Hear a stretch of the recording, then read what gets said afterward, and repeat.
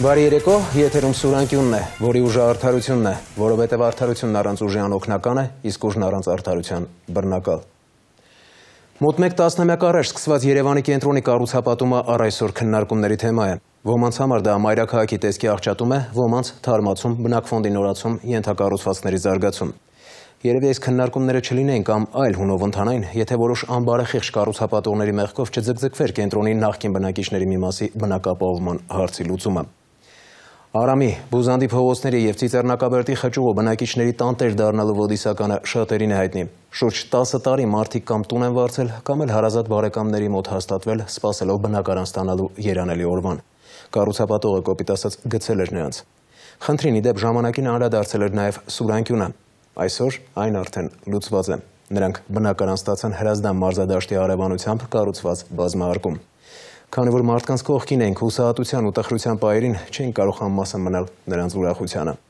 Այժմ Շուշանիկ Միրզոյանի երազանքից մինչև բնակարանամուտ տեսանյութը։ Բարեկարգ բակ, խաղահրապարակ, ստորգետնյա եռահարկ ավտոկանգար, հաշմանդամություն ունեցող երեխաների ձեռքի աշխատանքներով զարդարված շքամուտքեր։ Ահա այսպիսի պայմաններում կապրեն Արամի, Բուզանդի փողոցների, Ծիծեռնակաբերդի խճուղու նախկին բնակիչները։ Այս շենքի կառուցմամբ ավարտվեց մի պատմություն, որ սկսվել էր տարիներ առաջ, երբ կառուցապատման գոտի հայտարարվեցին Արամի, Բուզանդի փողոցները Ծիծեռնակաբերդի խճուղին։ Այսուհետև տուժած 476 ընտանիքները բնակարանով ապահոված են։ Հասկանալու համար, թե ինչ էին զգում ու մտածում բնակարանամուտ տոնող մարդիկ, պետք է էքսկուրս կատարենք ոչ վաղ անցյալ։ Երևանի կենտրոնի կառուցապատումը սկսվեց ավելի քան 10 տարի առաջ, մեր իրականության համար նոր մոտեցումներով, նոր հասկացությունների ներդրմամբ, ինչպես ասենք, հանրային գերակաշահ, բնակիչների տարաբնակեցմամբ ու պատվիրատու կառուցապատող բնակիչ եռակողմ պայմանագրային հարաբերություններով։ Նման լայնածավալ ծրագրերում թերություններն անխուսափելի են, ինչպես այս դեպքում։ Գուցե պայմանագրերում առկա բացերի կամ, որ ավելի հավանական է, արագ հարստանալու մոլուցքի պատճառով կառուցապատողը որոշեց խախտել մի կողմից Երևանի քաղաքապետարանի, մյուսից բնակիչների հետ պայմանագրերը եւ Արամի փողոցի նախկին բնակիչներին նոր շենքում բնակարաններ չտվեց։ Այդ խնդրին ժամանակին անդրադարձավ նաեւ Սուրանկյունը։ Դրանից հետո անցավ մի ամսի չափ, դրան վրա եկա տեսա բանը համարա գրած կպցրած։ Զանգեցի ասում եմ, ինչ խնդիր է, բա այդ մեր տունն է, մենք առել ենք, ասում ես էլ եմ առել։ Երբ իրավապահները միջամտեցին, ուշ էր։ Նորակառույցում գրեթե բոլոր բնակարանները տեր ունեին։ Բնակիչներից ավելի քան 10 միլիարդ դրամ հափշտակելու համար ԳԱՊ բնակշին ընկերության տնօրեն Գագիկ Պապոյանը 9 տարվա ազատազրկման դատապարտվեց։ Հայաստանի օրենսդրությամբ երրորդ կողմը չէր կարող տուժել կառուցապատողի անբարեխիղճ գործունեության հետևանքով։ Բնակարանները շարունակեցին տնօրինել դրանք գնաց անձինք, իսկ խաբված բնակիչները սկսեցին պարբերաբար բողոքի ակցիաներ կազմակերպել կառավարության, գլխավոր դատախազության շենքերի առաջ։ 114 քառակուսի մետր է։ Պատկերացրեք, ես արդեն $50,000 պիտի վճարեմ, որպեսզի կարողանամ Արամի շենքից բնակարան ստանալ։ Հրապարակի հենց կենտրոնում մայրաքաղաքի սրտում մարդիկ տունները կորցրել էին, Բյուզանդի 13-21-ը, բայց առ այսօր 7 տարի միայն մի հատ փոս է, որտեղ են թաղել այդ միլիոնավոր դոլարները, չի երևում։ Ու նրան ձեռքը բռնեց կառավարությունը, որի օգնությունն ամենաքիչն էին ակնկալում։ Նախորդ ապրիլին գործադիրը որոշեց նախկին կառուցապատողին պատկանող գույքը ներդնել D&H Group շինարարական կազմակերպության կապիտալում։ Այն պետք է խաբված բնակիչներին բնակարանով ապահովեր Հրազդան մարզադաշտի հարևանությամբ կառուցվող շենքում։ Առաջին հերթին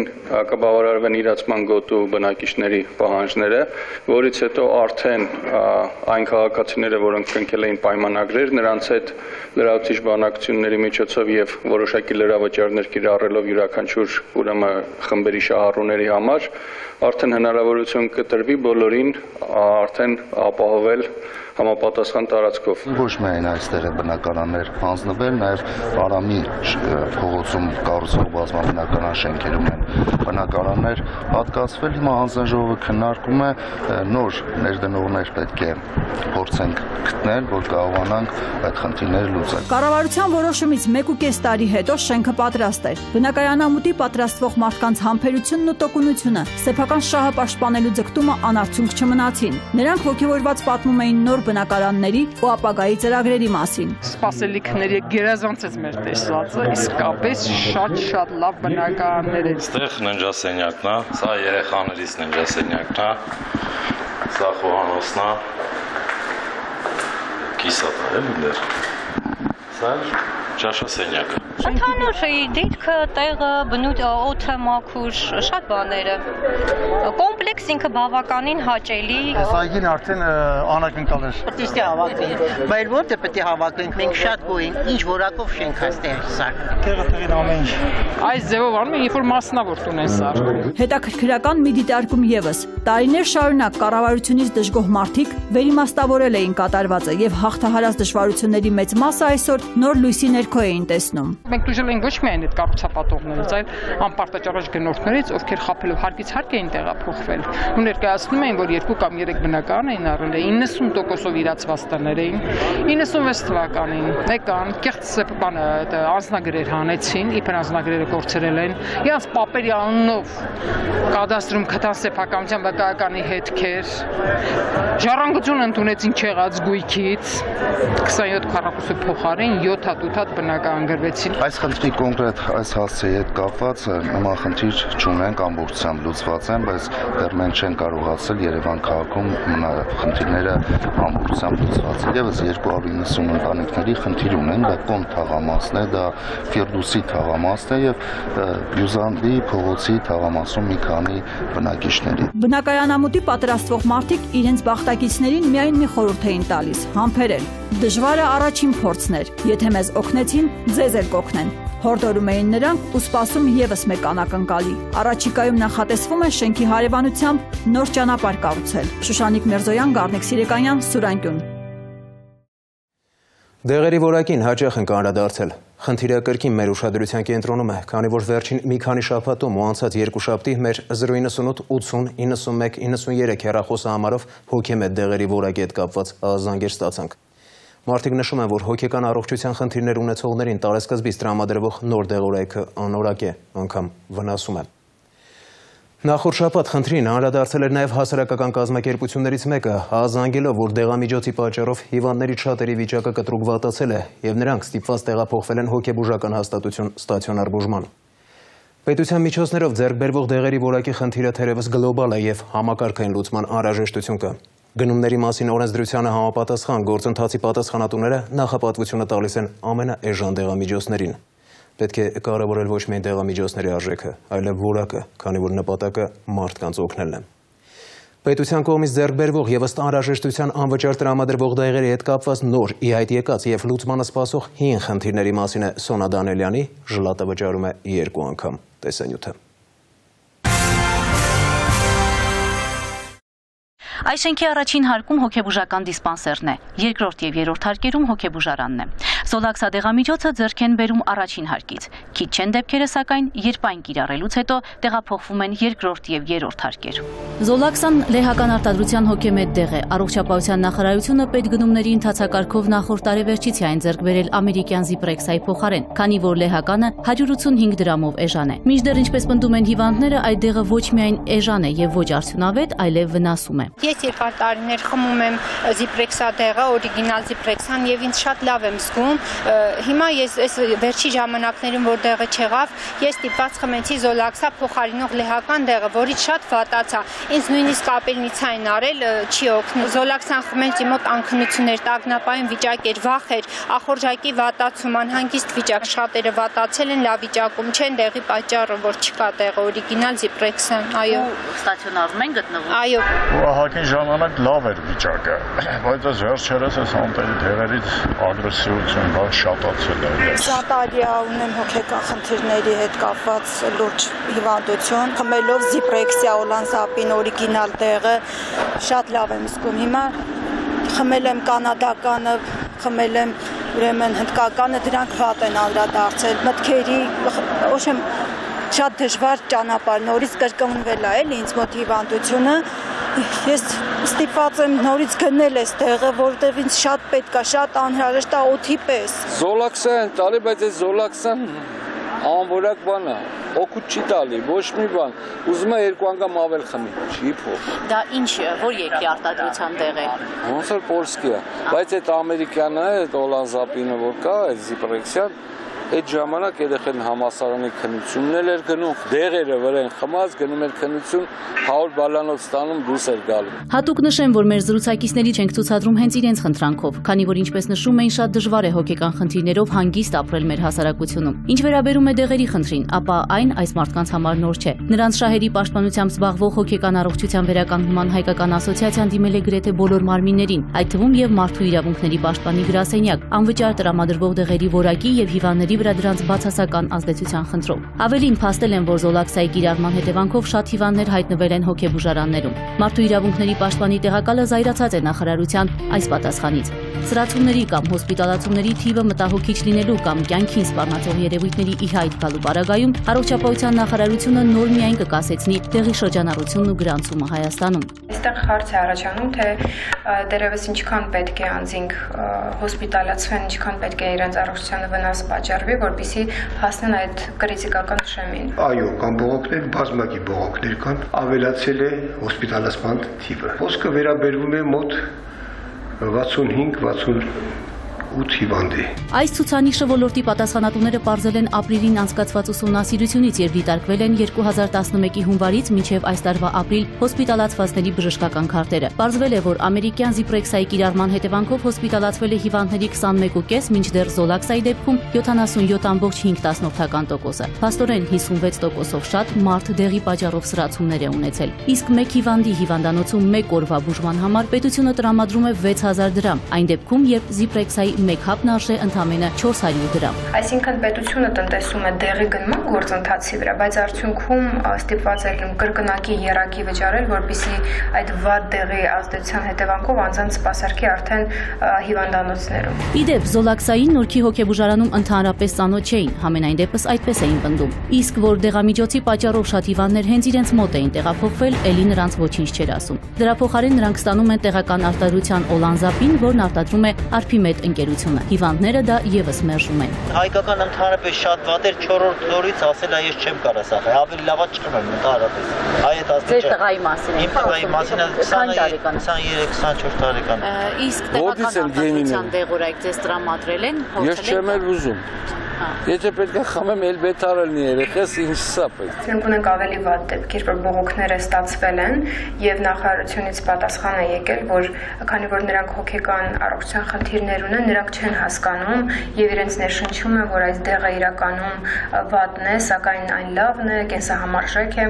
եւ նման մոտեցումը, գիտեք, մարդու արժանապատվության հետ է խաղում։ Նախարարության պաշտոնյայի մեկնաբանությունը տեղական արտադրության այս դեղամիջոցի վերաբերյալ ուղղակի ապշեցրեց մեզ։ Պարզվում է, մեր երկրում դեղի որակի մասին մասնագետները կարող են խոսել միայն հիվանդի օգտագործելուց ամիսներ անց։ Տեղականի մասին ես չեմ կարող կարծիք հայտնել միանշանակ, որովհետև ընդամենը 3 ամիս է, որ օգտագործում է դեղամիջոցը եւ որևէ եզրահանգման գալու համար դե ժամանակ է պետք եւ կլինիկական փորձ իհարկե։ Ստացվում է, գնումների մասին օրենքով պետությունը այս կամ այն դեղամիջոցը ձեռք է բերում այն պարզ պատճառով, որ այն ավելի էժան է մնացած առաջարկներից։ Դեղի արդյունավետությունը կամ որ ավելի վատ է վնասակարությունը մարդիկ փորձարկում են իրենց առողջության գնով։ Առողջապահության նախարարությունը որպես լիազոր մարմին պարտավորություն ունի օրենքով սահմանված վերահսկել շրջանառության մեջ գտնվող դեղի որակը եւ թերություններ հայտնաբերելու դեպքում անմիջապես շրջանառության լարժության դեպքում լրացիչ ուսումնասիրություններ կատարել։ Հենց այս խնդրանքով էլ հոգեկան առողջության վերականգնման հայկական ասոցիացիան վերջերս բաց նամակով դիմեց վարչապետին։ Ինչպես հայտնեցին կառավարությունից, նամակի վերաբերյալ գործադիրին գրավոր պարզաբանումներ է ներկայացրել առողջապահության նախարարությունը, նշելով, որ այժմ Զիպրեքսան երկարաժամկետ պայմանագրով անմիջապես արտադրողից ամերիկյան Eli Lilly ընկերությունից ձեռք բերելու աշխատանք է տարվում։ Հավելենք, որ անցնող շաբաթ դեղերի խնդիրը վերահսկողական գրեթե բոլոր մարմինների ուշադրության կենտրոնում էր։ Ազգային անվտանգության խորհրդի դիտարկման հանձնաժողովը այնուհետև վերահսկիչ պալատի նախագահը ուսումնասիրեցին պատասխանատու կառույցի դեղամիջոցներով ապահովման համակարգի գործունեության արդյունավետությունը։ Իշխան Զաքարյանի խոսքով Այժմ մենք դեղերի շրջանառության ոլորտում նոր ստուգումներ ենք իրականացնում։ Չեմ թաքցնում, որ լուրջ խնդիրներ կան, թե գների, թե որակի եւ ամենակարևորը հասարակականության ապահովման առումով։ Ոչ առանց հիմքի դժգոհություններ կան կենտրոնացված գնումներով ձեռք բերված հակադիաբետիկ հաբերի եւ տեղական արտադրության որոշ դեղերի որակից։ Նախարարությունում այս առումով կարևորել են օրենսդրական դաշտի փոփոխությունը, քանի որ դեղորայք եւ բժշկական պարագաներ գնելիս միայն գնի վրա հիմնվելը հաճախ չի ապահովում ցանկալի արդյունք։ Մնում է, որ ցանկություններն ու նախագծերը շուտապույտ կյանքի կոչվեն, որպեսզի եւ հիվանդները ստիպված չօգտագործեն ցածրորակ դեղորայք եւ պետությունը կրկնակի չվճարի։ Սկզբում դիսպանսեր, հետո արդեն ստացիոնար պայմաններում նույն հիվանդին բուժելու համար։ Սոնա Դանիելյան, Գառնիկ Սիրեկանյան, Սուրանկյուն։ Նրա մահվան մասին լուրերը խիստ չափազանցված էին, ու չնայած պաշտոնական տեղեկացմանը ինքնաթիռ բերելու նպատակով տարիներ առաջ հատուկ հանձնարարությամբ Ռուսաստան մեկնած Սերոբ Ամիրխանյանը ողջ առողջ տուն է վերադարձել։ Ինչպես ասում են, շապիկով ծնված այս համարձակ մարդը խեղված ճակատագրեր էջի այսօրվա հերոսը, կյանքում շատ դժվարություններ է հաղթահարել, բայց անձնատուր չի եղել։ Հիմա սակայն, երբ 4 որդիներից կրտսերը անբուժելի հիվանդ է, անձնատուր է եղել հոգեկան ցավին։ Մշտապես լուծել է ընտանիքի հոգսերը, կնոջ մահից հետո միայնակ է մեծացրել զավակներին, բայց հիմա կանգնել է անլուծելի խնդրի առջև։ Շվարած ու թևատապ, միաժամանակ հավատով ապավինում է Աստծո ողորմածությանը եւ բժշկական հրաշքի։ Այս ամենից զատ սոցիալապես են խոցելի, բայց այդ մասին համեստորեն լռում են։ Չնայած պատկառելի տարիքին, Սերոբ Ամիրխանյանը առաջվա նման անդրդվելի է։ Եթե հանկարծ հայրենիքին վտանգ սպառնա, կթողնի ամեն ինչ եւ զենքը ձեռքին կհայտնվի առաջին գծում։ Հայրենասիրությամբ վարակել է նաև որդիներին, ոչ թե խրատներով է նրանց մեջ բարություն, ազնվություն, մարդասիրություն եւ արիություն սերմանել, այլ սեփական օրինակով։ Տաթև Մեսրոպյանը հանդիպել եւ զրուցել է նրա հետ, եւ ահա թե ինչ է պատմում։ Նրա նյութը վերնագրել ենք հույսը բոլոր ցավերի դարման։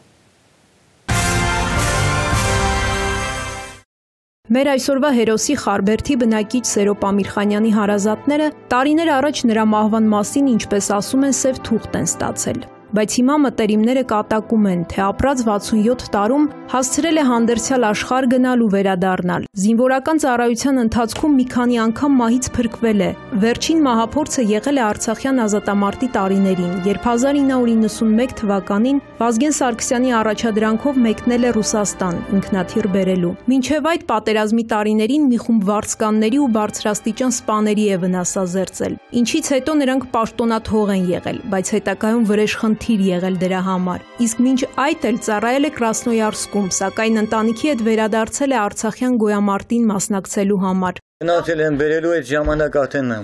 առաջի բանում հենց այրոպորտում ես տեսել եմ Կապիլովին, որը արդեն Աբարանից հետո որ բռնել էին, մայորի կոչումը հանել էին լրիվ շարքային ու ինքը արդեն Հայաստանից դուրս էր գալի։ Բա ուր ես գնում, ասի գնում եմ Մոսկվա, երբ կգաս, ասի նոր տարվա համար տանը կլնեմ էլի։ Բայց չասի ամսի քանիսին։ Հելա գնացի արդեն խոսացի ինքնաթիռների համար։ Իհարկե ես Վազգեն Սարգսյանից հետ պայմանավորել եմ մենակ ինքնաթիռ, բայց իմ ներքին բանով ես կռուգը ունեի կոմիայսսերում, էդի որոնք իրանք չգիտեն, գնացի զենքի համար խոսացի։ Հնդերից հետ եմ եկել իջել Մոսկվա, իջել եմ այրոպորտ։ Այրոպորտում արդեն թե ոնց էր, արդեն մութ էր արդեն բանոր, երևի լավ մութ էր, մարդ չէր երեմ հեռավորության վրա, ոնց որ ինձ թվում է Կապիլովներ մի 8 հոգի, 10 հոգի։ Շրջափակեցին, թե էս էլ եղավ Մակարի խինիկալանքը, էս էլ եղավ Աբարանը, ու 4 կողմից խփել են, պայթացել, ինչ որ չգիտեմ, ինչ ա կատարվելի մեջ չգիտեմ։ Դրանից հետո ինձ խփել են անջատել, գցել, գիշերվա ժամը 2-ին ա եղել հանդեպք արդեն ոչ թե բան, որտեղ հիվանդանոցի բանով կարդեն։ Դեպքն եղել է գիշերվա 2-ին ժամը։ Մի 2 ժամը տեսառույցի մեջ եմ գած եմ եղել, հետո սկոյին եկել տեղափոխել է հիվանդանոց։ Գիշերվա 3:4-ի ռեսով իջա Սամայլոտից մի կերպ եկել եմ տուն, դե ծանր 4 ամիս հիվանդանոցից պարկերուց հետո հասկանելի է ոնց պետք է քայլեի դեպի տուն։ Գալիս եմ դուրս եկցում եմ, դե զանգերը չի աշխատում, մութա բան չկա, ասում եմ Սերոբնա, դե Սերոբը մեռելա չկա, կինս ասում կորի գնա այդ ովա բան։ Ոչ եմ բան չեմ, մեծ տղեր չի ճանաչում, արդեն թող գնա այս ովա բան եղամ է, որ ձեզ հանդիպել հատել։ Սերգեն մեկել ասում ազվիա, չես ճանաչում Գեղամետի պապայի ձեննա դուրը բացի։ Փոքր է Սերգեն, որ Սերը նոր է տիա ձենից ճանաչում, որ ես եմ նոր ներքից բանալի որ դուրը բացում են, մտնում եմ ներս։ Մտնում եմ ներս մի 5 րոպե հետո նոր լույսը վառում են, հոսանքները տալիս են, նոր տեսնում են ինձ։ Բայց նրանց ընտանիքի երջանկությունը երկար չի տևում։ 4-րդ որդու ծնվելուց հետո կինը մահանում է։ Սերոբ Ամիրխանյանը նույնիսկ առողջական վատ վիճակով զբաղվել է որդիների խնամքով եւ դաստիարակությամբ։ Եղել են դեպքեր, երբ եկել են որդիներին գնելու առաջարկով, բայց գերադասել է զավակների հետ քաղցած մնալ, քան դավաճանել։ Դժվարությամբ աշխատանք գտնելու դեպքում էլ կարճ ժամանակ անց հեռացրել են, քանի որ պատերազմի վերքերը զգացնել են տվել եւ հաճախ գործի ընթացքում ուշաթափվել է։ Իմ մոտ էլի ուրիշ տեղից Մոսկվայից մարդ էր եկել, բայ $2000 տանք երեխին տանենք, ես այդ հրաժարվեցի կատեգորիկ, թե կյանքը դժվար է, էս այնա, ես ասել եմ, չէ, ոնց որ իմ 3 երեխաները տեղել 4-ը, ես էլ ես սոված ենք, ուրեմն սոված կմեռնենք, եթե չէ։ Մի օր էլ նրանց դուռը թակում է մանկավարժ, միայնակ ապրող Սաթենիկը եւ խնդրում է փոքր որդուն իր խնամքին հանձնել։ Սերոպը իհարկե մերժում է, բայց ինքն է առաջարկանում։ Ասի չէ, գիտեք ինչ կա, ես երեխա տվողը չեմ, կպահես երեխին արի մեկի փոխարի 4 հատ եմ տանի։ Ու այդ ձևով ոչեմ, միանում ենք իրար։ Այդքան փորձություններից հետո օրեր առաջ 21-ամյա որդու մոտ լուրջ հիվանդություն են հայտնաբերում։ Հիմա բժիշկները պայքարում են նրա կյանքի համար, Գարիկը շատ է սիրում կյանքը, եւ նրա բանաստեղծությունների հիմքում սերն ու բարությունն են իշխում։ Հարևանները պատմում են, որ շատ խոսքաշեն երիտասարդ է, բայց հիվանդանոցում չկարողացավ խոսել։ Ֆիզիկական եւ հոգեվոր ցավը խեղդում էր։ Իդեպ, հիվանդանոցներից մեկում նրան չեն ընդունել, բայց Սուրբ Գրիգոր Լուսավորիչ բժշկական կենտրոնում ոչ միայն ընդունել են, այլև շրջապատել հոգատարությամբ։ Տեսան, որ ծանր է, ոնց իրանց մոտից հեռացնելու համար չընդունեցին։ Հանեցինք դուրս մեկ էլ խեղճ երեխեն պապ։ Անենց մի տեսակ, ես չհասկացա ոնց ինչ բանով ասեց պապ, մեկ էլ ես կենթանի կլնեմ մեր տուն, մեր հայաթը կտեսնեմ, մերոնց կտեսնեմ, թե չէ։ Դրանից հետո մի 30 քայլ քայլել է, ճանապարհին նստել է, չի կարողացել քայլել։ Զանգել եմ սկորին եկել, ճանապարհից վերցել, տեղափոխել է Նորքի 3-րդ մասի հիվանդանոց։ Իհարկե հիվանդանոցից ես շատ գոհ եմ, կայծակնային արագությամբ շտապ ամեն ինչ արվել է, բոլոր անալիզերը բան։ Ընտանիքում ոչ ոք չի աշխատում, իսկ չափահաս մյուս 2 որդիները եղբոր խնամքով են զբաղված։ Մեր այցելության պահին հարևանները հավաքվել էին նրանց տանը, փորձելով որևէ ճար գտնել եւ հուսադրում էին բարի խոսքով։ Շատ եմ խնդրում օգնել Սերոպին, կործանվում է, եկել է շտապօգնությունը, ճանապարհ էին դնում ինքը նեղված ասեց անոթյա հաջողություն երևել չտեսնեմ ասի չէ Գարիկ ջան կտեսնես դու կտեսնես Վալիկ ջան դեր ջահել ես մապապատ ինչ կարա են կանի երեխեն երբ որ տայել են հիվանդանոց անգամ չուս չկա իմ չստերը տվել եմ ինքը որ հագնի Տիկին Սաթենիկը, որ սեփական երեխաները չի ունեցել, հարազատ մորպես ծանր է տանում Գարիկի հիվանդությունը։ Տղայի մասին խոսելիս այնքան հուզվեց, որ չկարողացավ ինչ-որ բան ասել։ Իսկ տան փոքրը եղբոր հիվանդության մասին տեղեկանալուց հետո ուշաթափվել է։ Օրեր առաջ երազանքով ապրած Արամիկը այսօր միայն մեկ երազանք ունի։ Որ իմ աղբերը փրկվի։ Թող բոլորը ասեն, ոնց եմ սիրել, ոնց եմ ձեռքից բռնած տարել Շիրազի դպրոց, ոնց եմ հետ բերել ամեն առավոտյան լողացնում են ու տանում են, որտե պրոբլեմ ուներ, պետք է անպայման լողացնել։ Իսկ կներեք, հա, չեմ ուզում։ Առաջի անգամ շատ ծանր վիճակում ասեց, մամ, ջուր տուր։ Մեր հերոսի Սերոբ Ամիրխանյանի հետ զրուցելիս զարմացրեց նրան արտահայտությունը, որ եթե կրակոցները շարունակվեն, թեկուզ այդ վիճակում ընտանիքը կթողնի եւ կշտապի ռազմի դաշտ։ Իդեպ նրան մարտական ընկերները Շտիրլից են անվանում։ Ասել եմ, խոսակցություն տղաները նորից գնում են, ասեմ, ինձ մենակ ակնոց 2.5 մոտենը թույլ է 3 համարն ունի նորից դուրս կգամ։ Ավելի լավ է ես դուրս գամ։ Քանի որ եւ կռիվը գիտեմ եւ զենքը զինամթերք։ Եթե չգնանք ոնց կլինի, անպայման կթողնեի կգնայի, դե ընտանիքը ոնց ուզում ալնի վիկերպելի յոլակետային, եթե չէ, եթե թուրքը մտի ներսից պատել։ Կյանքից այսքան հարվածներ ստացած տարեց մարդը միայն որդու հիվանդության փորձությանը չի կարողանում դիմանալ։ Փրկությունը իր ձեռքում չէ։ Այնինչ Գարիկը երազում է առողջ տուն դառնալ, ու այդ ցանկությունը ուժասպառ հորականջում է։ Բայց նույնիսկ նման վիճակում պատրաստ անհրաժեշտության դեպքում կանգնել հայոց զինվորի կողքին, որպիսի որդեկորուս մայրեր չլինեն։ Տաթև Մեսրոպյան, Զորհաբ Քարամյան, Սուրանկյուն։ Թողարկման երկրորդ հատվածում դիտեք։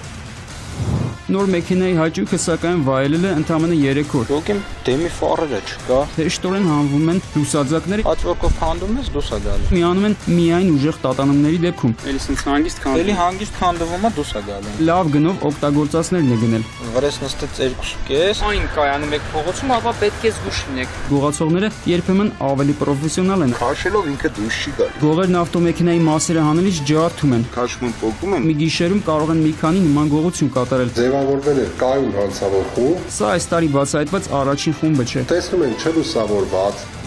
այդ որ տուգանքը չվճարելու համար է։ Ծրարը չեկել 12 թվականից տուգանք ա եկել։ Ստիպված չեն լինի նորից վճարել։ Այն դեպքերում, երբ կտրոնը պահված չէ։ Կտրոնները հարկավոր է շատ հուսալի տեղում պահել։ Տարականին չի ստացվել հասցեատիրոջ կողմից։ Այդ ծրագրերը վարորդը ինքնուրույն չի ստանում։ Յուրաքանչյուր երկրորդ աշխատակիցը հառաչում է։ Բայց ինչի է կապը։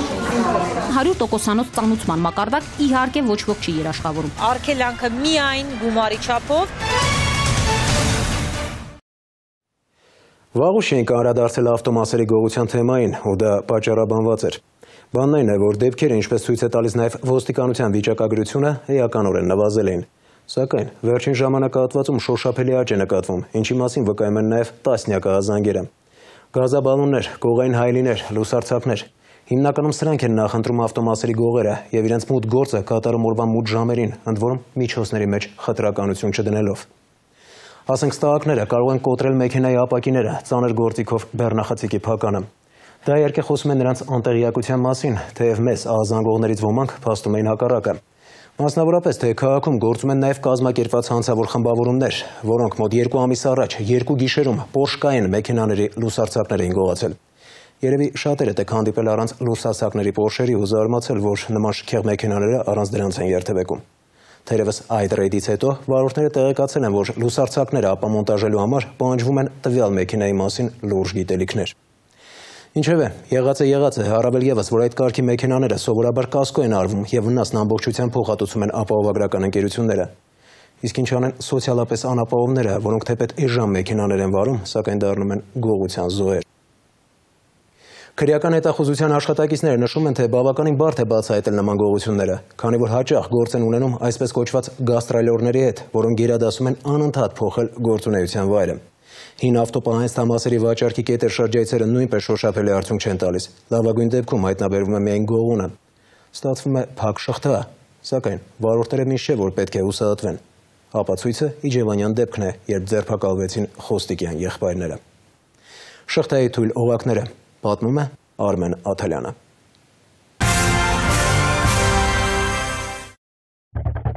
Ամիսներ առաջ վաճառելով ավտոմեքենան վերջապես գնել է իր ուզած Mercedes G-Class-ի ամենագնացը, ժողովրդի ասած յաշիկ։ Մեր հերոսը, որը չցանկացավ ներկայանալ, նոր մեքենայի հաճույքը սակայն վայելել է ընդամենը 3 օր։ Հայատն էի կայնացնում, մինչև որ գարաժ կվարձեի, հելա որ պետք է գործի եթե, ճոգիմ դեմի ֆարերը չկա, հետևի ստոպերն հանած, չխոլ նահանած։ Պարզվում է բավական բրուտալ տեսքով այս մեքենայից հեշտորեն հանվում են լուսաձակները եւ մի շարք այլ մասեր։ Աբադոկը քաշում հանում ես ախպեր, հետևից 3 շուրուպա քանդում ես, ածորքով քանդում ես, դուրս է գալի։ Վատն էլ այն է, որ այս մեքենաների ազդանշանային համակարգերը միանում են միայն ուժեղ տատանումների դեպքում, ինչից գողերը խուսափել են։ 2 ստոպերն են տարել ախպեր, այս ստոպերն է 2 շուրուպա։ Էլի սենց հանգիստ քանդվում։ Էլի հանգիստ քանդվում է, դուրս է գալի ինքը։ Մեկ էս հետևի պագրիշկի չխոլն էին հանոտարը։ Այս բոլոր մասերը վերատեղադրելու համար մեքենայի տերը կլորիկ գումար է ծախսել, այն դեպքում, երբ իր խոսքով ծանոթների միջոցով լավ գնով օգտագործածներն է գնել։ Վրես նստեց 2.5, բայց որ օբշի խանութից առնեի, ախպեր $5000 փող էր նստում վրես։ Թազեն, ընդ տայվանականը կա, որ էլի համեմատաբար էժանոտ է նստում, բայց խլամ բան է էլի, զավացկոյը թանգա։ Ըստ էության հանցագործները հնարավոր է այս մեքենայից հանած մասերը, այսպես ասած, սաղացնեն մեկ այլ աշիկատիրոջ վրա, որի մեքենայից էլ են մասեր գողացել։ Տանողները մի $2000-2500 քյար են հանել։ Կա մեքենաների մի քանի մակնիշ, որոնց մասերն առավել հաճախ են գողանում, ասենք BMW X5-ի եւ E-դասի Mercedes-ի հայելիները կամ Porsche-կայանի եւ G-դասի Mercedes-ի լուսարձակները։ Եթե դուք ունեք E-դասի Mercedes եւ այն կայանում եք փողոցում, ապա պետք է զգուշ լինեք, քանի որ օրինակ հայելիները նրա կարելի է շատ հեշտ հանել, ահա, մի քանի պտուտակի միջոցով։ Եվ դրա մասին շատ լավ գիտեն գողերը։ Թիթեղագործ ներկարած ժողովրդի լեզվով ասած դզող փչող Սամվելը արտասահմանյան տարբեր մեքենաների հետ է գործ ունենում։ Մեքենան մինչև վերջին պտուտակը կարող է քանդել, բայց ասում է, որ մեքենաների մասեր գողացողները երբեմն ավելի պրոֆեսիոնալ են այդ գործում։ Եթե օրինակ առանց դետալը վնասելու կարողանում են տանել Porsche-կայանի լուսարձակները։ Էսի շեսի գրանով սենց ֆորցնում ես իրան, որ ֆարնի սխմի հանի, թե քաշելով ինքը դուրս չի գալի։ Իր աշխատացնողը էս ախտես, իր զամուկն է, նա իմի ֆարը դրեցիր, այնի որ ֆորցնում ես, էսի այսպես քաշում ու պահում է, վերջ։ Չես կարա քաշես հանես, ինքը հավաքում ես, նոր ֆարը դնում ես, կամ շիթը պետք է քաշեն պոկեն, այս տակից էսի աշխատացնեն, Իսկ որից չեն կարող հանել, ես որ արհեստավոր եմ, որից չեմ կարող հանել։ Լինում են նաև դեպքեր, երբ գողերն ավտոմեքենայի մասերը հանելիս ջարդում են։ Նույնիսկ այս վիճակում դետալը հնարավոր է վաճառել ու շահ ունենալ։ Հալին կամ էսի, ասենք, ստից չի դուրս գալի։ Հալին կամ քաշում են պոկում են 50-50 հատ անել էլի։ Պրոֆեսիոնալ են իրեն դրանք։ Ես իստեից հա քանդում։ Ներսից հանես, էսի հանում ես դրանքը վինտերա։ Ասենք Իրանը փչացած է այս ամեն ինչը, հալիո, մալիո մեխանիզմը մնում է, մենակ ոտն է ջարդվում։ Կարա իր 5 ոտի վրա հավաքի։ Սովորաբար պրակտիկան ցույց է տալիս, որ նման հանցանքի դիմող հանցավոր խմբերը դուրս են գալիս ռեյդի ու մի գիշերում կարող են մի քանի նման գողություն կատարել կամ հանեն միևնույն մակնիշի մեքենաների միևնույն դետալները։ Կան խոսակցություններ, որ նրանք գողոն իրացնելու հարցում գործակցում են հին պահեստամասերի վաճառքով զբաղվողների կամ ինչպես ասում են ռասկուլաչի տանողների հետ։ Դա սակայն բացահայտելը բավական բարդ է։ Չնայած Գարնան իրավապահները կարողացան նման դեպք բացահայտել։ Պարզապես ինչպես ցույց տվեց քննությունը, հանցագործները ոչ թե վաճառքի էին դրել մեքենաների առանձին մասեր, այլև գողացել էին ամբողջական մեքենաներ մասնատել ու վաճառել։ Ձևավորվել էր կայուն հանցավոր խումբ, ովքեր առևանգում էին տրանսպորտային միջոցները, ապա տեղափոխում Իջևան քաղաք, որտեղ ապամոնտաժելու միջոցով արդեն վերածում էին առանձին պահեստամասերի եւ իրացնում դրանք։ Խմբի անդամներ էին հանդիսանում նաեւ երկու եղբայրներ, Խոստիկյան եղբայրները, մի քանի ավտոմեքենա պահեստամաս միայն հայտնաբերվեց այդ իրանց համապատասխան վայրից, որտեղ իրենք ապամոնտաժում էին։ Վերջիններս դիմեցին փախուստի եւ նրանց նկատմամբ հայտարարվեց հետախուզում։ Արման Սարգսյանը տեղեկացնում է, որ մեքենաների առևանգումով ու մասնատումով զբաղվող Խոստիկյան եղբայրներին արդեն ամռանը մեկ այլ գործի քննության ժամանակ հայտնաբերել ու ձերբակալել են։ Սա այս տարի բացահայտված առաջին խումբը չէ։ Եթե նախորդ ամբողջ տարվա ընթացքում 12 ամիսների կտրվածքով հայտնաբերվել եւ վնասազերծվել էր 16 խումբ, ապա 2014-ի դրությամբ արդեն իսկ մենք ունենք հայտնաբերված 18 խմբեր։ Շրջում են փողոցում, տեսնում են չլուսավորված ավտոմեքենաների կուտակումներով հագեցված բակեր, մեկը սպասում է ավտոմեքենայի մեջ, նրանցից մեկը այսպես ասած աթանդայի դեր է տանում, որպեսզի որևէ մեկը չնկատի, իսկ մյուսները արդեն կատարում են այդ գողությունը։ Բացահայտումները շատացել են, բայց էականորեն մեծացել են նաև ավտոմասերի գողության գրանցված դեպքերը։ 2013 թվականի 12 ամիսների ընթացքում հանրապետությունում արձանագրվել է ավտոպահեստամասերի գողության 391 դեպք, իսկ այս տարվա ընթացքում արդեն իսկ արձանագրվել է 531 նմանատիպ դեպք։ Նախորդ տարի, եթե աճ ենք ունեցել մարտկոցների գողությունների հաշվին, այս տարի մարտկոցների գողությունները նվազել են, բայց դրան զուգահեռ ավելացել է գազի բալոնների գողությունները։ Արման Սարգսյանի խոսքով, սակայն, ավելի շուտ ոչ թե դեպքերն են շատացել, այլ քաղաքացիներն են ավելի հաճախ դիմում ոստիկանությանը, սկսել են վստահել իրավապահներին։ Մինչև 5000 դրամ արժողության նույնիսկ ավտոպահեստամասի համար, եթե նախկինում քաղաքացիները գերադասում էին կամ իրենց ուժերով փնտրել, կամ անտեսել, ներկայումս գալիս ոստիկանությանը դիմում են եւ ոստիկանությունն էլ բոլոր այդ դիմաց քաղաքացիներից ընդունում է հաղորդումներ եւ սահմանված կարգով դրվում է ընթացք տվյալ դեպքեր։ Կան նաեւ կարծիքներ, որ մեքենաների մասերի գողության դեպքերը շատացել են, քանի որ վերջին համաներումով ազատ են արձակվել մարդիկ, որոնց միակ փեշակը սա է։ Հանցագործության գրանցման դեպքում իրավապահները առաջին հերթին նրանց են կասկածում։ Քրեակատարողական վարչության կողմից տրամադրվում են պարբերաբար ազատված անձանց տվյալները, որոնց թվում նաև համաներում հայտարարելու մասին այդ որոշման շրջանակներում ազատվածների տվյալները, բոլորի տվյալները փոխանցվում են տարածքային ստորաբաժանումներին,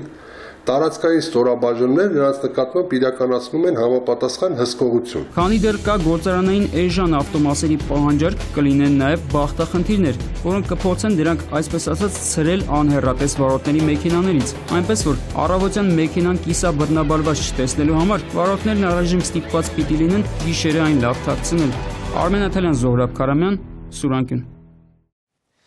Մեր խմբագրությունը ազանգողների թվով ապրիլից մինչև օգոստոս առաջին տեղում միանշանակ վարորդներն են։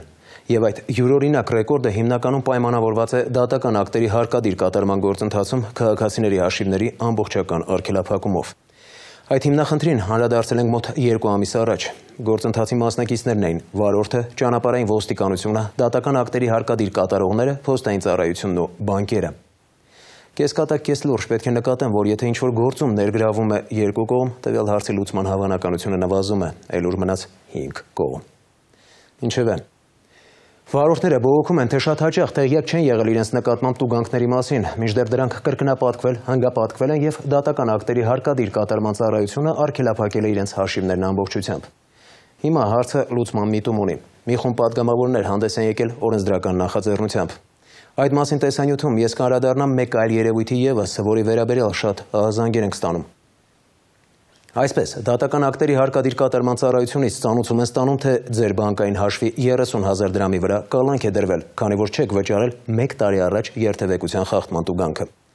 Սակայն պարզվում է, որ իրականում մուծել եք և այդ մասին համապատասխան անդորրագիր ունեք։ ԴԱԿ-ից ներողություն են խնդրում պատճառված անհանգստության համար և վերջ։ Իսկ ինչ է լինում, եթե չունեք վճարման անդորրագիրը։ Սա արդեն դառնում է լուրջ գլխացավանք։ Վարորդի համար առաջանում է պատվախնդրության հարց, ԴԱԿ-ն էլ իր գործն է անում։ Ու այդ պարզաբանման ոլորաններում վարորդը ստիպված լսում է մի գերատեսչության բողոքը մյուսից, ասենք ԴՀԿ-ում մեղքը բարդում են ճանապարհային ոստիկանության վրա, ճանապարհային ոստիկանությունից մեկ այլ արդարացում են բերում և այսպես շարունակ։ Համենայն դեպս հենց նման սխեմայի մասին էին պատմում մեզ ահազանգածները։ Մի ամբողջ շաբաթ Նելի Հարությունյանը թակել է գործում ներգրաված բոլոր կողմերի դռները։ Ներկայացնում եմ նրա, երբ չքմեղանում են բոլորը վերջտարությամբ լրագրողական հետաքննությունը։ Ճանապարհային ոստիկանության շենքի առաջ ընդմիջման ժամին արդեն մեծ հերթ էր գոյացել։ Հավաքվածների ճնշող մեծամասնությունը եկել էր պարզելու, թե այդ որ տուգանքը չվճարելու համար է դատական ակտերի հարկադիր կատարման ծառայությունից բռնագանձման որոշում եկել։ 5,000 դրամ էլ ավելացրած որպես կատարողական ծախս։ Ոստիկանությունում իրավիճակին տեղյակ են և փորձում են օպերատիվ արձագանքել։ Այդպիսի իրավիճակ առավելապես մեծ քանակություն է կազմել ամառային ամիսներին, հուլիս, օգոստոս։ Մենք դա կապում ենք այն հանգամանքի հետ, որ այդ ամիսներին բազմաթիվ մեր քաղաքացիները դուրս են եկել Հայաստանի Հանրապետությունից և վարչական ակտը չէր կարող ծանոթվել։ Նման դեպքում նշանակված տուգանքի չափը չի ավելանում, չի եռապատկվում կամ հինգապատկվում և որոշակի ժամանակ անց դա ուղարկվում է հարկադիր կատարման։ Ծրարը չեկել 12 թվականից տուգանք ա եկել, 50,000-ի տուգանք ա եկել։ Հենց 50,000-ի եղել, թե հնգապատկվել։ Չէ, 10,000-ը արդեն շատացել է 12 թվականի նոյեմբերից։ Այսինքն այդ ժամանակ դուք ճանապարհային ոստիկանությունից ծրար չեք ստացել։ Չէ, չեմ ստացել, բոլոր ակտերը ունեմ ստեղ գրած, բացի այդ մի ակտից։ Լրիվ ակտերը ունեմ, սա մուծումներով ամեն ինչը։ Այդ մեկը չկա։ 50,000 արդեն բանից է եկել, էսը հարկադիրից է եկել։ 13 թվականի նոյեմբերի 5,000 ակտ ա եղել, մեզ չի հասել այդ ակտը։ Դարձրել է 30,000 դրամ։ Նոր այսօր ստացել է ու անմիջապես եկել եմ։ Արդեն ԴՀԿ-ից է եկել։ Այո, հնգապատկվել է։ Դուք ծրարը չեք ստացել։ Ոչ։ Բնակվում եք նույն հասցեում, ինչ որ հաշվարկում եք։ Այո։ 2013 թվականին վճարումը կատարված ա եղել։ Հիմա նորից դահլիճ եկել է։ Թող որ կատարված չի։ Ես այսօր տպել եմ, բերել եմ, առցանց վճարում էի կատարել։ Կան նաև այլ հանգամանքներ, որոնք այս իրավիճակն են առաջացրել, կապված վճարում ընդունող կազմակերպությունների հետ։ Վճարումը ընդունելուց պետք է համապատասխան դաշտում մուտքագրվի որոշման համարը, մուտքագրվի անուն, ազգանունը վճարողի եւ այլ տվյալներ։ Տվյալ դեպքում որևէ սխալ կատարելիս համակարգչային ծրագիրը չի կարողանում նույնականացնել եւ նույնիսկ վճարումը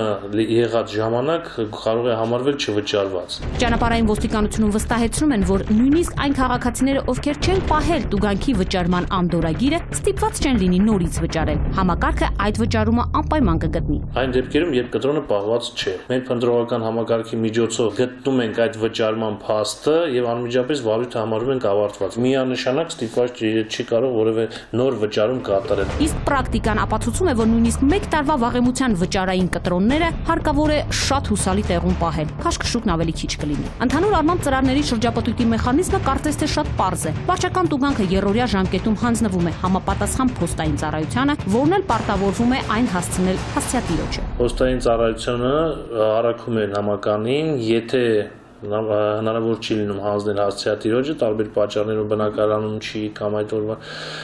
կրկին անգամ է փորձում անել, որից հետո ծանոթագիր է թողնում համապատասխան, որ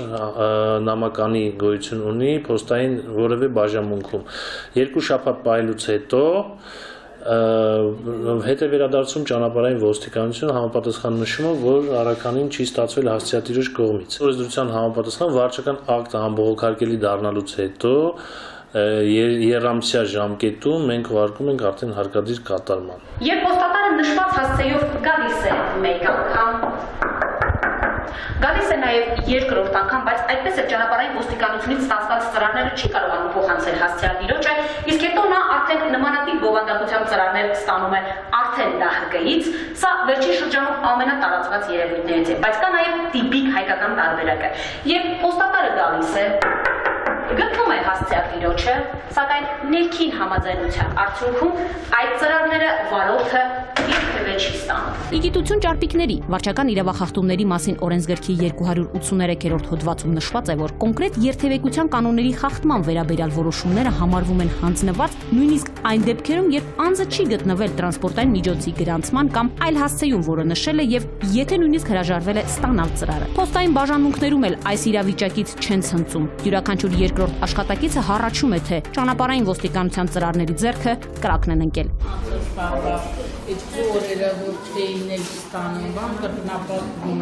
Բայց ինչի է կապը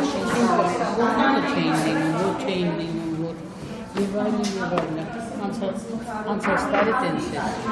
կրկնապատում չգիտես ինչ էր գաղն, խառը պահացումներ լավեք, ծրարներով, ես գիտեմ, իրանք մեղքնել են կցում, մեզ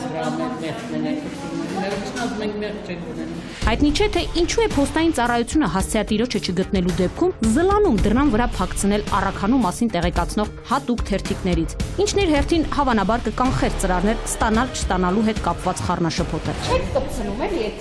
որ նշումներ կա, որ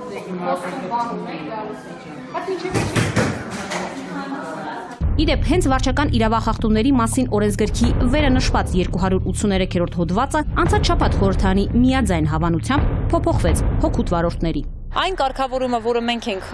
նախատեսել, նախատեսում է մի քանի մեխանիզմ։ Առաջին հերթին իհարկե ընդհանուր կարգավորում, որ պետք է իրազեկումը քաղաքացուն հանձնվի արձեռն պարտադիր ստորագրությամբ։ Ընդ որում կհամարվի արձեռն հանձնված, եթե քաղաքացին ինքը անձամբ դա ստորագրել է կամ գոնե ստորագրելուց հրաժարվել է։ Նախատեսում ենք նաև մի մեխանիզմ,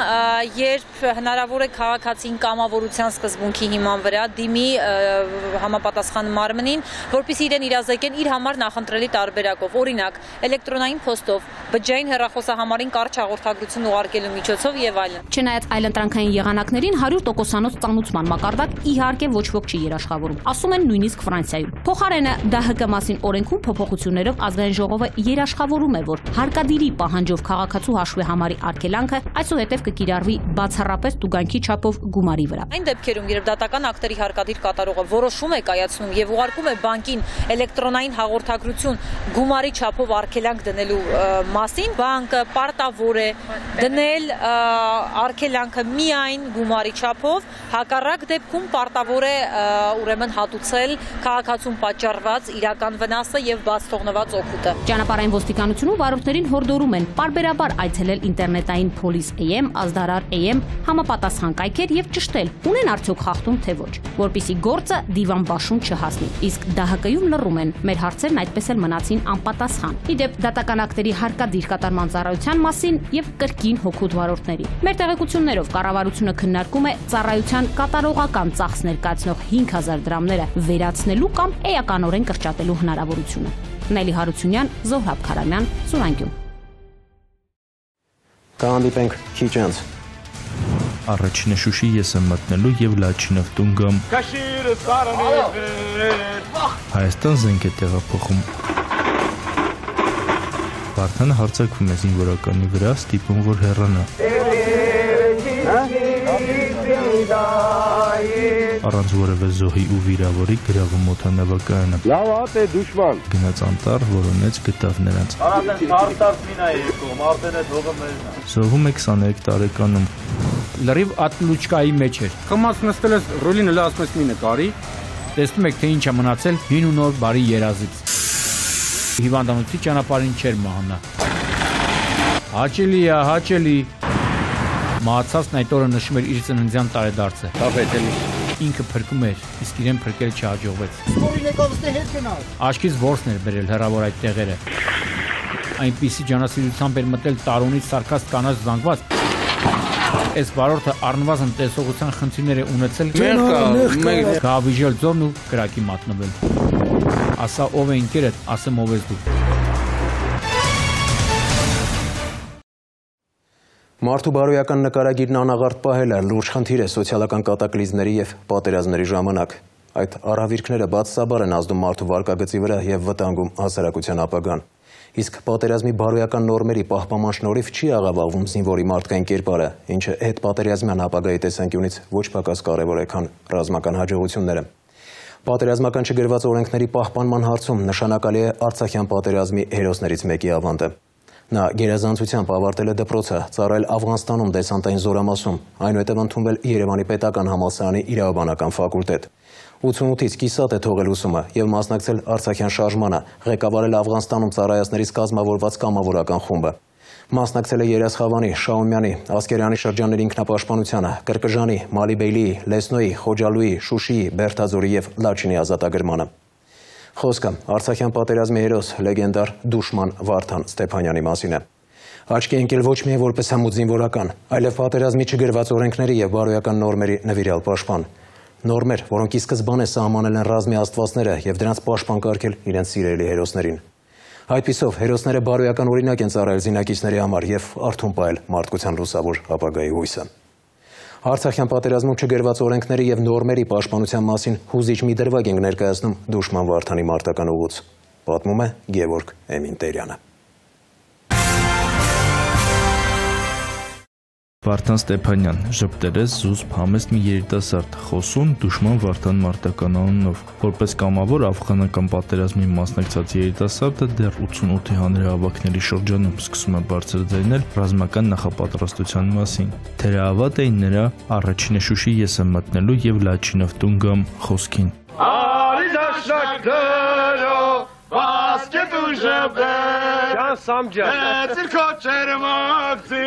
Kaşır sarını ver, zahir kokacerun, kanat teartun, margink mar hayrenik, çekanak sırmalun. Հայաստան զենք է տեղափոխում առաջին կամավորներին սովորեցնում ռազմական գործին և ամենակարևորը առաջին գծում մասնակցում բախտորոշ բոլոր մարտերին՝ Երասխավան, Կրկժան, Խոջալող, Շուշի, Լաչին։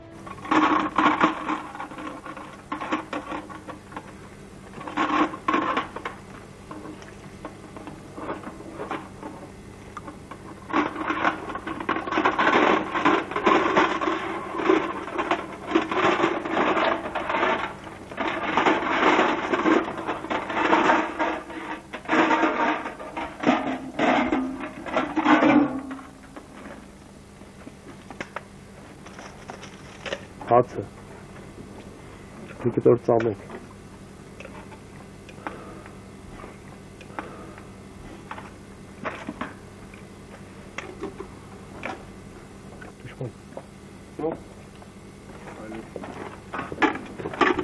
Խոջալույի ազատագրումը նախապատրաստելիս Վարդանի ջոկատին այցելում բարձրաստիճան մի զինվորական և նախազգուշացնում, որ օդանավակայանը ապաշրջափակելու ընթացքում իր հաշվարկներով ջոկատը մոտ 23% կորուստ է ունենալու։ Վարդանը հարձակվում է զինվորականի վրա, ստիպում որ հեռանա, ապա 2 օր հետո ձգում է ռազմական գործողությունը։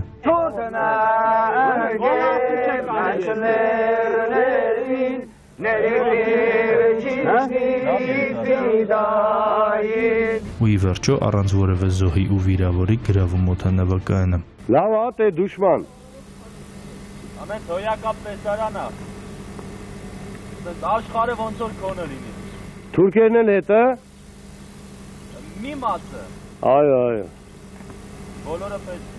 Խոջալույի օպերացիան ձմռանն էր, ադրբեջանցի մայրերն իրենց բահարներով անտառ էին փախել։ Իմանալով այդ մասին, Վարդանը գնաց անտառ, որոնեց, գտավ նրանց, սկսեց խնամել։ Նա խտացրեց կաթը ջրով բացեց, տաքացրեց, լցրեց շիշը, մի ծծակ գտավ, մրացրեց և սկսեց կերակրել ամենափոքրին։ Ջոկատի տղաները սկզբում նեղացան Վարդանից, որովհետև նախ արգելել էր գերիների հետ վատ վերաբերմունք, երկրորդ սնունդը քիչ էր, ջոկատին չէր հերիքում, իսկ Վարդանն այդ սննդով կերակրում էր ադրբեջանցի գերի մայրերին։ Եղանակային բարենպաստ պայմաններից հետո ավտոբուսով բոլոր գերիներին ճանապարհեց մինչև այնտեղ, որտեղից կարող էին անվտանգ անցնել յուրայինների մոտ։ Դուդուլ, Արատեն թարթարդ մին է երկողմ, արդեն էդ հողը մերն է։ Դրան վրին է նկարեցի։ Զոհվում է 23 տարեկանում 1992 թվականի հուլիսի 3-ին Արցախի Մյուրիշեն գյուղի մոտ ականի պայթյունից։ Գևորգ Մինտերյան, Սուրանկյուն։ Անցած թողարկմանն անդրադառնալով ջրանցքում 2101 մագնիշի ավտոմեքենայի հայտնվելու հանգամանքին հատկապես կարևորել էինք կամուրջների և ջրանցքների արևանությամբ երկաթբետոնե արգելապատնիչների անհրաժեշտությունը։ Կարծում եմ այս թեմայով խոսելն անգամ ավելորդ է, քանի որ այդ հատվածներով երթևեկում են նաև հասարակական տրանսպորտի միջոցները։ Քիչ անց կներկայացնենք կադրեր, որոնք բաժանարար պատնեշները օր առաջ տեղադրելու յուրօրինակ ազդակ են իրավասուներին։ Դեպքը տեղի ունեցել Երևանում, Սարալանջի, ինչպես ասում են, հին ճանապարհին։ Նիվան դուրս էր եկել երթևեկելի գոտուց և բախվել նորակառույց կամրջի երկաթբետոնե արգելապատնեշին։ Այսինքն, եթե այն չլիներ, մեքենան ամենայն հավանականությամբ մի քանի մետր բարձրությունից կընկներ ձորը, դրանից բխող բոլոր հետևանքներով։ Ոչ խաղաղություն, ոչ պատերազմ վիճակում, ինչպես հայտնի է, արտակարգ պատահարների պակաս սահմանամերձ շրջաններում, հատկապես ականապատ տարածքներում չի նկատվում։ Մոտ 2 տասնամյակ առաջ մարտական գործողությունների ժամանակ տեղադրված ականները մինչև այժմ իսկական պատուհաս են։ Տասնյակ դեպքեր են գրանցվել, երբ ականի պայթյունից խաղաղ բնակիչներ են տուժվել, նաև զոհվել։ Նման մի դեպք գրանցվեց Քաշաթաղի հյուսիսային Վաղազին գյուղում։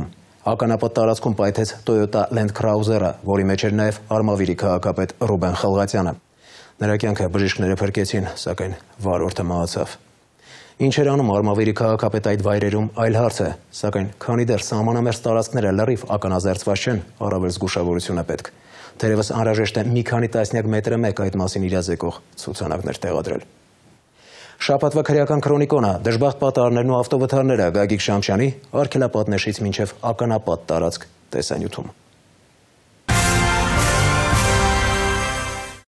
Հարգելիներս, վերջին շաբաթվա ընթացքում լրիվ համոզվեցի, որ մեր փառապանց ոստիկանությունը քիթ քորելու ժամանակ չունի։ Տեղի ունեցած այդ անտեր հանցատեսակներն էլ այնքան շատ են, որ եթե սկսեմ ամեն մեկին անդրադառնամ, հաստատ վաղը կավարտեմ։ Կսահմանափակվեմ սպանություններով ու ավտովթարներով, որպեսզի բռնածս ուղուց էլ շատ չշեղվեմ։ Հիշում եք հայտնի Հայաստանը հայաստանցիներին լոզունգը։ Այն եւս մեկ անգամ հիշելու առիթ ընձեռվեց Բաշինջաղյան փողոցում։ Զրովեցը բախվեց սեփական տների մոտ կայանված ավտոմեքենայի, այնուհետև փլուզեց հարևանությամբ գտնվող պատը։ Հիմա կհարցնեք, թե ինչի հիշեցի այդ լոզունգի մասին։ Բանն այն է, որ դրա վարորդը, ինչպես ինքն էր պնդում, Վրաստանի քաղաքացի է ու փոխարենը ներողություն խնդրի իրեն հյուրընկալած երկրի փողոցներից մեկում գտնվող այս տան բնակիչներից ու այս մեքենայատիրոջից շարունակ ասում էր, թե Վրաստանից է, որ լավ է արել խմելա։ Ես եմ իմ կայֆը։ Շատ շտապ մոտենում են Բաշինջաղյան 114 հասցեի մոտ։ Ոչ ցավ վիճակում գտնվող վարորդը ավտոմեքենայով բախվել է բնակելի տան պատին, մոտենալով ապահովել անվտանգությունը։ Խմած նստել ես ռուլին էլ ասում ես մի նկարի։ Լավ է խմած։ Չես փոշմանե։ Ինչպես հասկացաք, լրիվ ատկլուչկայի մեջ էր։ Բավոր իմանաք, թե մինչև այդ ինչ է արել։ Գլխի շրջանում վնասվածքներ ստացած է լինում ու ժամանած շտաբօգնության մեքենան նրան տեղափոխելիս է եղել հիվանդանոց։ Այս խելոքը ոչ տանում, ոչ բերում է, ճանապարհին կանգնեցնում է մեքենան եւ դուրս գալիս։ Վերադառնում է դեպքի վայր ու հրաժարվում է պատասխանել ճանապարհային ոստիկանների հարցերին։ Ասեմ, որի վերջո տարել են բժշկական կենտրոն եւ ինչպես կանխատեսվում էր, պարզվել է, որ գտնվել է ոչ թափ վիճակում։ Կարծում եմ, որ պետք է պարզել նաեւ սրա անցյալը։ Հաստատ մի հետաքրքիր դրվագ հայտնաբերեն, իսկ ինչ վերաբերում է օտարերկրացիների Հայաստանում նման պահվածքի, ապա սա առաջին դեպքը չէ եւ թասիբի հարց է սրանց իրենց տեղը դնելը։ Ու եթե հանկարծ այս դեպքը գրանցեր Վրաստանում, ապա սրան երկար տարիներ կհյուրընկալեր մետեխի բանտապահը։ Թիվլիսում խմած նստում քշում են։ Հա։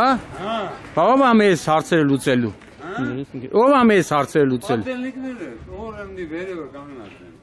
Երևի մոտ 100 անգամ արդեն ասած կլինեմ, որ մեքենայի տեխնիկական անվտանգությունը ուղիղ համեմատական է կյանքի տևողությանը։ Բա ինչ ասեմ, քանի դեպքեր եմ ներկայացրել, երբ այս կամ այն անսարքության հետևանքով դժբախտ ինչ պատահարներ են արձանագրվում, ու եթե հանկարծ մեքենայից սկսում է նավթալինի հոտ գալ, ուրեմն անհապաղ պետք է կամ ազատվել, կամ քշել այդ հոտը։ Մայրաքաղաքի Գարեգին Նժդեի փողոցն է, բնակելի երկու շենքերի միջնամասը։ Տեսնում եք, թե ինչ է մնացել հին ու նոր բարի երազից։ Տեսնում եք, թե ինչ լուրջ վնասներ է կրել մեքենան, որը պայթել էր ու ամենայն հավանականությամբ պատճառը գազաբալոնն է եղել։ Ցավոք, այս դեպքում նույնպես չհաջողվեց խուսափել ողբերգական ավարտից։ Մեկ հոգի մահացել էր, մեկը վիրավոր։ Թերևս նաև երջանիկ պատահականություն է, որ աջ ու ձախ գտնվող շենքերի, այդ թվում Շենգավիթի դատախազության ու ոստիկանության բնակիչներից ոչ մեկը չի տուժել։ Եթե հաշվի առնենք, որ երազ մեքենաները մոտ 15 տարի չեն արտադրվում, ապա պետք է դրանց շահագործման նկատմամբ լուրջ վերահսկողություն սահմանել։ Այլապես չի բացառվում, որ նման դեպքերը կրկնվեն։ Չեմ կռում, պարզապես իրականությունն եմ ներկայացնում։ Ցավակցում ենք մահացածի հարազատներին ու բարեկամներին։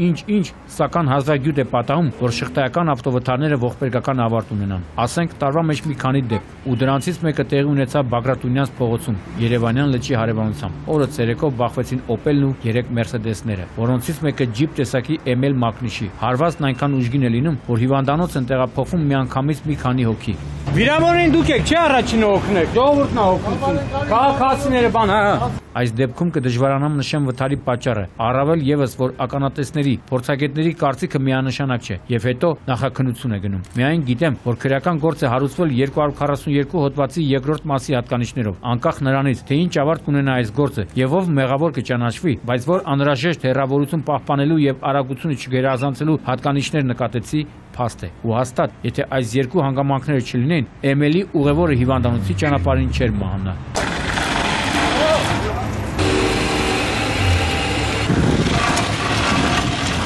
Հաճելի, չէ, հանկարծ սխալ չհասկանաք ու էլի խոսակցություններ չտարածեք, թե Շամշյանը ուրիշի դժբախտությունների վրա ուրախանում է, քավլիցի, ասել եմ ու կասեմ, չկա նման բան։ Հաճելի է այն տեսանկյունից, որ իրավասուները Սարալանջի հին ճանապարհի վրա կառուցած նոր կամուրջը ամբողջությամբ պատել էին երկաթբետոնե արգելապատնեշներով, ինչն էլ փրկեց անհարմար վիճակում հայտնված այս նիվային կամրջից մի քանի մետր գլորվելու վտանգից։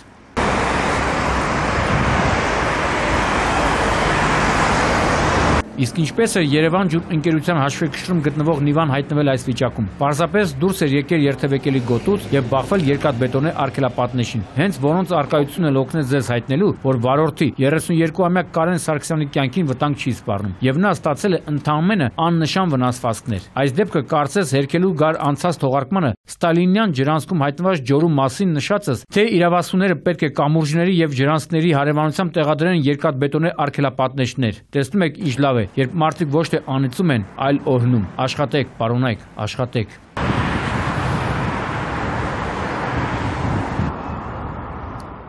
Իսկ ահա Կարեն Սարգսյանի հասակակից 31-ամյա Ավետ Ֆարխոյանի բախտը ցավոք չժպտաց։ Ընդ որում, դրամատիզմով լի այս դեպքը առավել քան ցավալի էր, քանի որ մահացածն այդ օրը նշում էր իր ծննդյան տարեդարձը։ Հա, ճիշտ լսեցիք։ Այո, մահացածը նոր էր թևափոխում 3-րդ տասնամյակ եւ ամուսնացած էր։ Դեպքը տեղի էր ունեցել Արարատի մարզի Քաղցրաշեն Նորաշեն ճանապարհին։ Ֆախուրյանը դուրս էր եկել ճանապարհի երթևեկելի գոտուց, բախվել ծառին եւ հայտնվել ձորակում։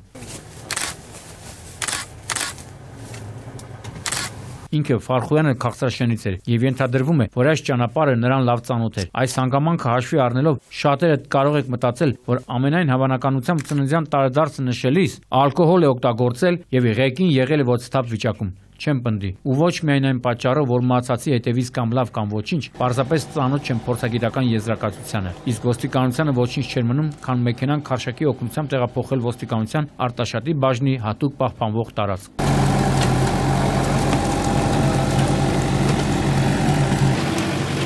Կապետելի։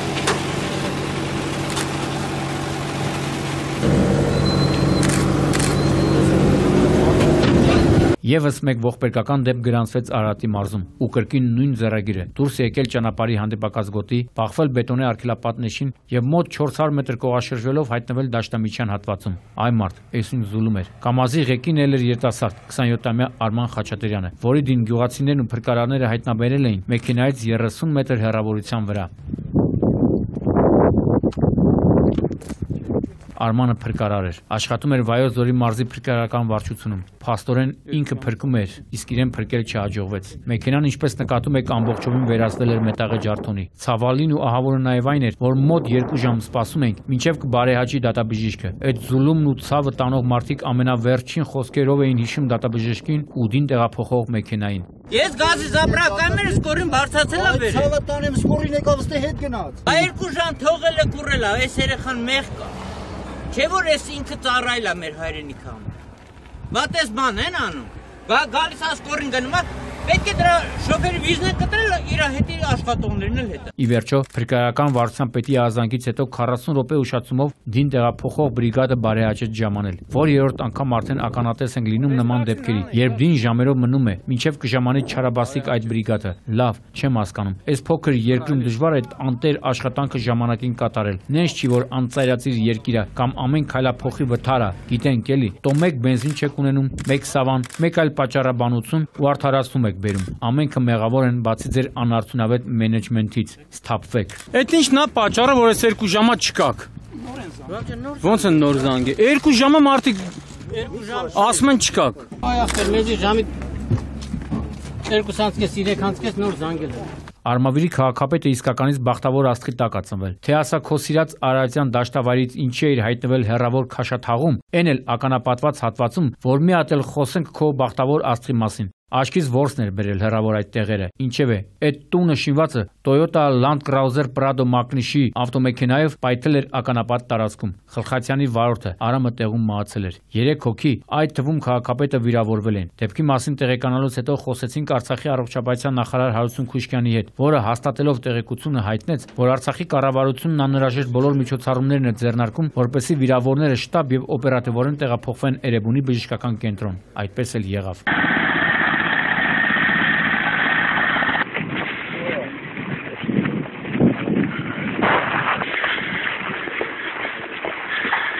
Io penso banalmente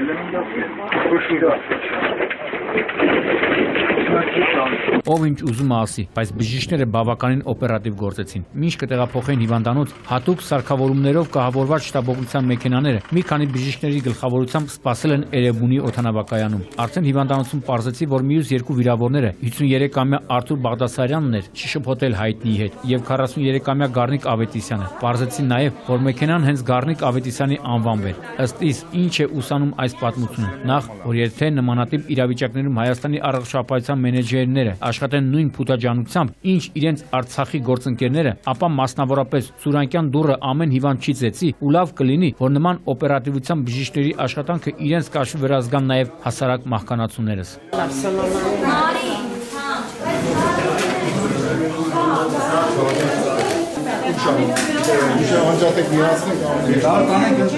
Լիֆտը բաց։ Վիրավորների վիճակը ծանր կայուն է, հիմա տվյալ պահին կյանքին վտանգ չկա, կատարվել է Էրեբունի բժշկական կենտրոնում, կատարվել է անհրաժեշտ հետազոտությունները, նայվել են անհրաժեշտ մասնագետներով, հիմա հիվանդները գտնվում են վերակենդանացման բաժնում, բոլոր 3 հիվանդներ ունեն պոլիտրավմա, այսինքն մի քանի օրգանի վնասում։ Նախորդ թողարկմանը խոսում էին գեղեցիկ սեռի ներկայացուցիչների մասնակցությամբ Քարշակի վրա հեզաճկումպարի մանրամասների մասին, ու մինչ կչորանար այդ դեպքի թանակը, մեկ էլ մայրաքաղաքի սրտում, Աբովյան փողոցում, գեղեցիկ սեռի ներկայացուցիչ Զորեղ Ազգանվամբ 38-ամյա Աղաբաբյան Քրիստինեն կանանց սիրելի Նիսան մարչով գլխկոնձի է տալիս։ Եթե նախորդ դեպքում աղջիկներն էին տեղափոխվում Քարշակով, ապա այս դեպքում ջենթլմենները դուրս եկան վթարի վայրի հարևանությամբ գտնվող երիտասարդ հաճախորդները։ Տղերքը լրիվ ասպետավարի կողաշրջված մարչից դուրս են բերում Քրիստինեին եւ Ագաթա Քրիստիի վեպերի տրամաբանությամբ տեղափոխում հիվանդանոց։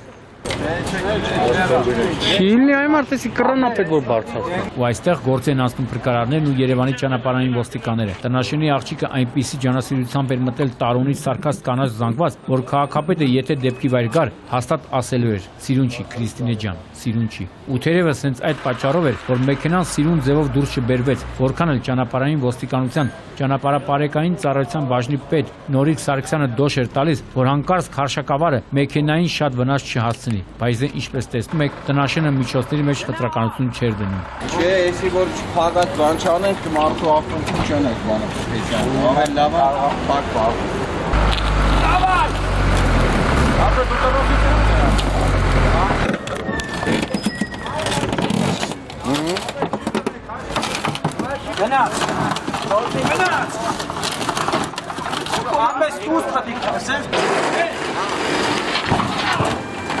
Հիմա որ ասեմ, այս վարորդը առնվազն տեսողության խնդիրներ է ունեցել, կասեն ասեց։ Առավոտ կանուխ, երբ տեսանելիությունը հրաշալի է, օդը մաքուր, ոնց կարելի է չտեսնել խոշոր եղջերավոր 3 անասունի ու այդ օրը գցել։ Էս է պետք է կտրվի, Հալա Հովիտից 27-ամյա Բագրատ Հակոբյանը Աբովյան քաղաքի Հանրապետության փողոցում անմար կրակի հուշարձանի դիմաց վազ 21-112 մակնիշի մեքենայով վրաերթի է ենթարկում 73-ամյա Սաշիկ Մարկոսյանի ընտանիքի միակ ապրուստի միջոց Զանիին, Զատիկին ու Զանգուլակին։ Հետո էլ դուրս եկել հանդիպակաց գոտի եւ ողջագուրվել ծառին։ Հալալ էր Աբովյանցիներին ու Սաշիկին ու Զանգուլակներին թողած անմիջապես կողմնորոշվեցին ու զանգարեցին շտաբօգնություն ու Թաթալաբազին անմիջապես տեղափոխեցին հիվանդանոց։ Հետ։ Գովերը փախան, ես հələ ես իմ 160-170-ի վրա եկա, տավետ գովերին ատեղից կարավանել ընդ հիմա կնազանես ծառին։ Միայն դրանից հետո սկսվեց սերիալը։ Երևի սերիալը դեռ երկար կշարունակվեր, եթե դեպքի վայր չժամանային Աբովյանի ոստիկանապետն ու ճանապարհային ոստիկանության երկրորդ սպայական գումարտակի 3-րդ Վաշտի հրամանատարը։ Ստանձնելով խաղաղության աղավն ու դերը, նախ հանդարտեցին կրքերը, ապա անցան Աբովյանի քաղաքապետարանի սանմակրման աշխատանքներին, դեպքի վայր հրավիրելուն, որպեսզի այրան լյարդացած հետքերը լվացվեն։ Մարդ ասպան է, ով պետք է փողադություն անիստի։ Համարը լավ է, մեռնեմ կզի խիչ հարչիվ է, սավը տամ, համարը լմետատում, սավը տամ, խիչ հարչիվ է։ Երևան-Սևան ավտոճանապարհի Չարենցավանի այս հատվածում բազմաթիվ վթարներ ենք ներկայացրել, որոնց մի մասը ցավոք ողբերգական ավարտով։ Ամեն անգամ կադրերը ներկայացնելուց մտածել ենք, որ դրանք դաս կլինեն այն վարորդների համար, որոնք գերազանցում են սահմանված արագությունը, չեն կապում ամրագոտին ու երբեմն էլ գտնվում են ոստափ վիճակում։ Ու առավել զարմանալի է, երբ 27-ամյա Սևակ Պետրոսյանը, լինելով ապայի գործակալ, ով բազմիցս ականատես է եղել բազմաթիվ նմանատիպ դեպքերի, ինքն է գերազանցել սահմանված արագությունը։ Չարենցավանի ոստիկաններն ու փրկարանները ստանալով ահազանգ ժամանեցին նշված հատված, որտեղ հայտնաբերեցին մոխրակույտի վերածված Hyundai-ին, իսկ նրա կողքին 4 հոգու, որոնցից մեկին 2 երեխաների մայր 30-ամյա Ռոզա Արծրունուն մահացած։ Մենակ արագության արդյունքն է սա։ Հողաթափը Արդեն առավոտյան վթարի վայր ժամանեցին քննիչն ու Չարենցավանի ոստիկանապետը, ովքեր անանցանելի ճանապարհներով բերեցին քարշակ մեքենան եւ ուտիլ դարձած ապայի գործակալի մեքենան տեղափոխվեց Տուգանային հրապարակ։ Միայն նրա համար, որ պարզվի, թե ինչ հանգամանքներում է մեքենան դուրս եկել հանդիպակաց, կոտրել արգելապատնեշներն ու գահավիժել ձորն ու կրակի մատնվել։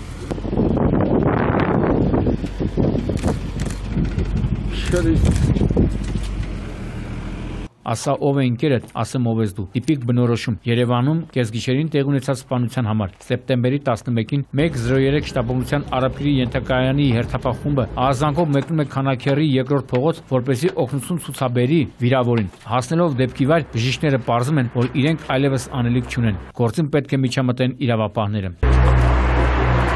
Ու մինչ քրեագետն ու դատական բժիշկը դիակի հայտնաբերման վայրում իրենց գործողություններն են կատարում, Երևանի փոխոստիկանապետի ու Քանաքեռ Զեյթունի ոստիկանապետի գլխավորությամբ ոստիկանները ստացված օպերատիվ տվյալները գործի են դնում։ Նախ պարզվում է, որ մահացածը 44-ամյա Արմեն Հակոբյանն էր, որը մինչև սպանվելը մասնակցել է Գինար Բուքի իր ընկերոջ եւ հարևան 32-ամյա Արտակ Մինասյանի հետ։ Լույսը չբացված ոստիկանները հայտնաբերում են Մինասյանին, որը արդեն քննիչի մոտ ինքնախոստովանական ցուցմունք է տալիս ու մատնացուց անում թաքցրած դանակի տեղը, որով հարվածել էր ընկերոջ սրտին։ Ընդ որում, ոչ միայն դրսի ու արաղի ընկերոջ, այլև նարի, այսինքն գաղութի, ու հիմա երկար տարիներ նա նորից, սակայն այս անգամ առանց ընկերոջ կճաշակի բալանդը։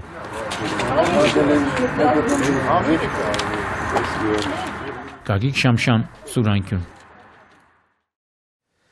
Այսքանը հանուն արդարության պայքարենք մինչև վերջ եւ բոլոր գործերում հիշենք վերջի մասին։ Կհանդիպենք լույս եւ հոգու ջերմություն բոլորիս։